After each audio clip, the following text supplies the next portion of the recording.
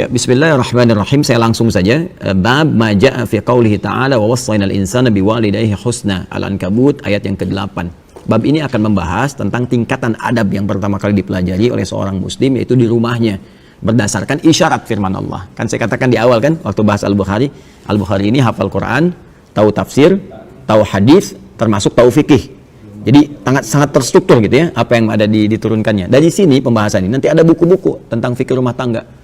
Nah, ini baru disebutkan satu ayat. Saya turunkan lagi ayat yang lain ya. Ini teman-teman boleh catatkan yang sama dengan ini. Redaksinya mirip-mirip ya, sama, tapi penekanannya berbeda. Jadi kalau di Quran ada lafaz yang sama, jangan disebutkan pengulangan, karena nggak ada pengulangan dalam Al-Quran. Allah itu maha suci dari pengulangan. Kalau mengulang berarti nggak jelas. Dan semua firman Allah jelas. Ya, makanya di tafsir itu ada kaidah begini. Ada kaidahnya taksis li ma'nan jadid. Ini untuk menunjukkan pondasi pada makna yang baru yang tidak sama dengan sebelumnya. Itulah mukjizat Al-Quran. Ya, di Ar-Rahman kan diulang tuh, ya. Kalau kita dari segi lafaz kan kita sebutkan diulang. Padahal bukan pengulangan. Fabi ayyi ala'i rabbikuma tukadziban, fabi ayyi ala'i rabbikuma tukadziban, fabi ayyi ala, terus. Itu fabi ayyi ala yang pertama beda dengan yang kedua, kedua beda dengan yang ketiga, ketiga beda dengan yang keempat. Lain-lain itu maknanya. Oh, kalau kita ngaji tuh, oh kita kata ya Allahumma sholli ala sayyidina, ya Allah. Benar nih firman Allah ini. Nggak bisa manusia bikin begini. Beda satu kedua lain maknanya. Itu pondasinya lain gitu. Di Al-Baqarah aja ya Bani Israil dzkuru, kan? Itu kan 3 kali. Ya Bani Israil dzkuru nikmati allati an'amtu 'alaikum wa aufu, kan yang 40. Yang 47 wa anni fadaltukum 'alal alamin. 122 wa anni fadaltukum 'alal alamin. Kan? Itu antara 1, 2, ketiga lain-lain maknanya. Ya. Nah, di sini saya ingin tunjukkan ini yang Al-Ankabut ayat 8. Kalian teman-teman boleh tambahkan Quran surah 31, Luqman ayat ke-14. Kemudian satu lagi Quran surah 46 ayat 15 yang kemarin. Ya. Nanti itu berurutan ya. Quran surah ke-29 ayat 8. Kalau yang ini kaidah dasar. Nanti yang di Luqman Quran surah ke-31 ayat 14 itu nanti terkait dengan masa penyapihan. Ya. Kehamilan dengan penyapihan. Kemudian yang Quran surah ke-46 ayat ke-15 terkait sampai masa usia 40 tahun dan harus menyiapkan amalan spesifik untuk dibawa pulang yang jadi kebanggaan gitu, sampai dengan doa dan menyiapkan keturunan. Ya. Nah, ini mari kita lihat turunannya ya. Bab ma jaa fi qouli ta'ala, a'udzubillahi minasyaitonir rajim, wa wassaynal insana biwalidayhi husna. Kan? Dan kami berikan wasiat kepada semua manusia. Kita kembalikan dulu ke Quran surah ke-29 ayat 8. Ya, supaya saya bisa jelaskan dulu bagaimana kedalaman diksi Al-Quran di sini. Ya. Wa wassayna, dan kami wasiatkan. Apa itu wasiat? Wasiat itu pesan singkat yang sangat kuat. Ya, pesan singkat yang sangat kuat. Singkat, padat, tapi pesannya kuat sekali. Bukan mau meninggal ya. Wasiat itu asalnya bukan mau meninggal. Teman-teman saya mau berwasiat, oh Ustaz ini mau meninggal. Bukan. Ya, wasiat itu maksudnya pesannya kuat sekali. Ya, tolong jaga ini dan amalkan ini. Kenapa pesan orang meninggal disebut dengan wasiat? Karena biasanya kalau orang sudah mau meninggal, pesannya cepat ditangkap. Seorang ibu mengatakan dalam sehatnya, nak, sholat nanti mah kan baru adzan, ntar aja pas mau qomat. Begitu sudah nafasnya ya, tersendat-sendat di ujung beliau usianya, kemudian mengatakan, nah sholat iya mah, iya insya Allah mah, siap tuh. Lebih kuat rasanya, karena itu pesan orang yang kiranya merasakan di ujung usianya itu disebut dengan wasiat, karena cepat sampai ke dalam jiwa pendengarnya. Nah, Allah di sini menggunakan kata wasiat. Wa wasaina, aku mewasiatkan. Ini artinya kalau Allah sampaikan dengan kata wasiat lebih penting lagi. Ya. Nah, kalau ada redaksi seperti ini, ingat ya, ini persamaannya begini. Kalau di Quran, di hadis ada sebuah kata yang menekankan, ini artinya satu, informasinya sangat penting. Yang kedua, pahalanya banyak. Ini harus saya tajamkan nih. Kadang ngaji itu begitu, kadang-kadang satu kata bisa kemana gitu, tapi terkorelasi dan indah. Ya, ini saya kasih rumus dulu ya dalam tafsir nih ya. Rumusnya begini. Kalau ada satu kata bersifat menekankan taukid, nah, kan, yang langsung perintah sifatnya dari Allah. Maka ini ingin menunjukkan kesan bahwa informasi yang disampaikan ya lewat kata ini sangat penting.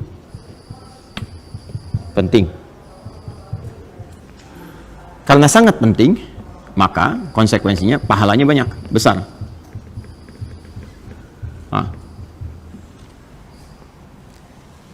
Karena pahalanya banyak, maka pengaruhnya adalah satu, bisa mempercepat terkabulnya doa. Nah, kedua, bisa mempercepat terampuninya dosa, gugurnya dosa-dosa. Terampuni dosa. Lihat bagannya tuh. Sini, sini, sini, sini. Yang menggunakan kata penguat tuh banyak. Ya, yang menekankan itu. Ada yang pakai inna misalnya. Inna tuh, ya. Kalau innanya begini, itu baru hurufnya. Kalau sudah pakai tambah nahnu tuh bisa disingkat jadi na panjang begini. Ya, inna pendek begini ditambah dengan na, gini disatukan menjadi gini, inna gitu. Ya. Na-nya ini berfungsi menunjukkan keagungan Allah. Ya, sekaligus pentingnya informasi yang disampaikan. Saking pentingnya Allah menyampaikan dengan keagungannya. Kalau ada yang begini, pakai inna begini, ini berlaku hukum ini. Contoh di Ramadan, Quran surah 97. Inna anzalnahu fi Lailatul Qadar. Pakai inna berarti infonya sangat penting. Pahalanya banyak. Berapa pahala di malam Al-Qadar? Lailatul Qadri khairum min alfi syahr. Sekarang saya tanya, kalau di malam Al-Qadar berdoa terkabul tidak? Terkabul. Dosa diampuni enggak? Masuk kan prakteknya kan? Nah, sekarang kalimatnya langsung menggunakan kata, diksinya bukan huruf lagi. Wa wassayna. Wasi pakai na lagi di ujungnya. Ya, wa wassayna. Wassayna.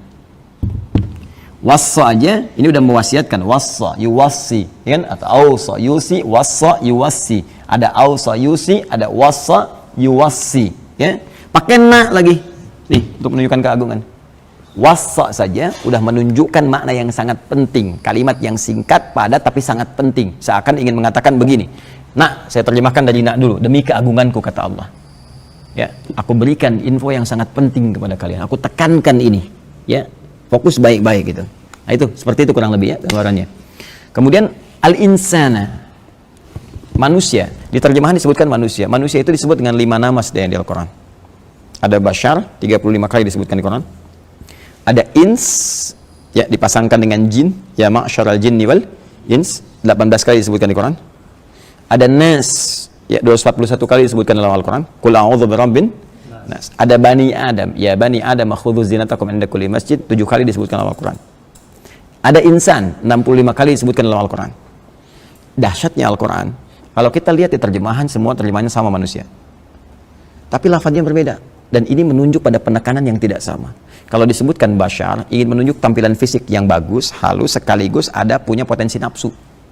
Jadi kalau kita mau belajar memanage nafsu, cari kata bashar di Quran, pelajari itu. Ins, untuk menunjuk sifat kelembutan dan harmoni manusia. Yang beda dengan jin. Ya, kalau jin itu tersembunyi, kemudian cenderung kasar, makanya jin itu tampilannya kasar. Ya, nggak ada orang kemasukan jin jadi ramah misalnya. Permisi Ustaz, ingin ikut taklim, sedang kemasukan jin, mustahil. Ya, pasti dia meracau, mengacau dan sebagainya. Bedanya manusia lawannya ins, lembut, nampak. Ya, jadi kalau ada manusia itu mohon maaf, ya senang bersembunyi, itu berarti sedang keluar dari fitrahnya. Sedang punya masalah, sama dengan jin yang melakukan penampakan, itu jin galau itu. Jin punya masalah. Terlebih kalau manusia cari-cari penampakan jin, itu yang kacau. Ya, jadi manusia itu gampang kalau keluar dari fitnah itu punya masalah. Manusia itu harus tampak. Datang tampak. Jadi kalau lihat orang langsung kita lari sembunyi itu punya masalah. Ya, yang kedua halus. Nah, ini diharmoni. Jadi kalau ada orang kasar, lisannya kasar, ya, perilakunya kasar, berarti ada yang salah. Boleh jadi pengaruh lingkungan, kata Nabi, yang keliru. Itu ngaji gitu tuh enak tuh. Nah, sifat sosial yang menandakan bahwa kita nggak bisa hidup sendiri, gitu kan. Kemudian Bani Adam, genetik kita tersambung ke Adam untuk menentukan satu terkait dengan warisan, ya. Kemudian 2 mahram. Ya, bagaimana jalur itu bisa digali, turunkan. Insan terkait dengan totalitas aktivitasnya dari bangun tidur sampai dengan tidur lagi. Ya. Dalam kita beraktivitas. Jadi kalau disebutkan insan itu menunjuk semua aktivitas kita. Kalau pakai al berarti menunjuk semua manusia yang beraktivitas. Nah, sekarang katanya menggunakan insan di sini. Wa wassaynal insan. Kata Allah, "Hei, demi keagunganku, aku berikan pesan yang sangat penting, singkat tapi penting sekali untuk semua manusia yang beraktivitas dalam hidupnya. Di antara sekian aktivitas itu ada yang paling penting untuk kalian fokuskan." Ya. Kita dari bangun tidur sampai tidur beraktivitas kan? Banyak kan? Dari sekian aktivitas itu, nih ada yang paling penting. Yang kalau kita kerjakan ini akan berdampak pada aktivitas yang lainnya. Apa itu? Biwalidayhi husna. Berbakti kepada kedua orang tua. Wah, itu kunci itu. Ya. Nah, nanti kita turunkan husna jadi birrun tuh. Menarik tuh. Ya. Jadi ada husnun, ada birrun, itu beda. Bahkan nanti ada tayyibun, ada khair, ada ma'ruf, ada ihsan, ya, ada saleh, ada birrun. Itu berbeda. Ya, wasainal insana biwalidayhi husna. Aku wasiatkan, kata Allah, berikan pesan yang kuat untuk berbakti, berbuat baik kepada kedua orang tua. Husna itu masdar, sifat dari kata hasuna yahsunu husnan wa hasanan. Jadi turunannya jadi hasana yuhasin untuk perbaikan dan ihsan untuk puncaknya. Dasarnya husna. Husna itu punya 3 arti. Satu, baik. Yang kedua, diniatkan sebagai ibadah. Yang ketiga, yang mengandung sisi pahala. Ya, makanya nanti penulisan pahalanya disebut hasanah namanya. Ya, Quran surat 6 ayat 160, man ja'a bil hasanati falahu asyru amsalihha. Terus kita berdoa, Rabbana atina fid dunya hasanah. Ya. Nah, jadi pertama, segala turunan kata hasan itu artinya baik. Itu baik tuh. Jadi kalau ada yang namanya Hasan nggak baik, dipertanyakan, Bapak namanya Hasan itu. Wah, kalau lagi nggak baik dibilangnya, ya Pak namanya Hasan gitu kan. Nah, itu ya. Yang kedua bukan cuma baik, yang baik banyak. Kebaikan itu diniatkan sebagai ibadah. Jadi ketika Allah memberikan gambaran berbuat baiklah kepada kedua orang tua, itu dinilai Allah sebagai ibadah dan tinggi nilainya. Makanya nanti di Quran surah ke-17 ayat 23 itu tingkat ketinggian ibadah, ya, dalam rangka berbakti kepada orang tua itu diletakkan oleh Allah setelah beribadah kepada Allah, menuhankan Allah. Wa qadha rabbuka alla ta'budu illa iyyah wa bil walidaini ihsana. Tuh, tingkat ketinggi. Jadi jangan dikira kita berbakti cuma cium tangan aja nggak ada nilainya. Tidak, itu tinggi sekali. Dan ketinggian ibadah itu terletak setelah menyembah kepada Allah Subhanahu wa taala. Dari sisi pahalanya. Ya, makanya Allah sangat murka kalau ada seseorang misalnya, mohon maaf sekali. Ya, baik sama yang lain, kerjakan ini sukses, tapi sama orang tuanya buruk, tidak. Ridha Allah nggak akan turun. Ya, itu bermasalah gitu. Nah, dan yang ketiga, berpahala. Ya, berpahala. Jadi saya bikin konsepsi garis ya supaya paham kayak yang tadi tuh. Kayak yang tadi ya. Jadi kenapa menggunakan kata husna sebagai dasar yang paling singkat di sini? Untuk memberikan kesan. Jadi belum masuk ke terapan nih. Ya, baru dikasih konsepsi dulu. Kalau kita mau, Allah turunkan nanti secara detail dan harus mau. Ya, ini menunjukkan satu turunan kata hasuna. Ya, ini kalau ada begini ru'ah namanya.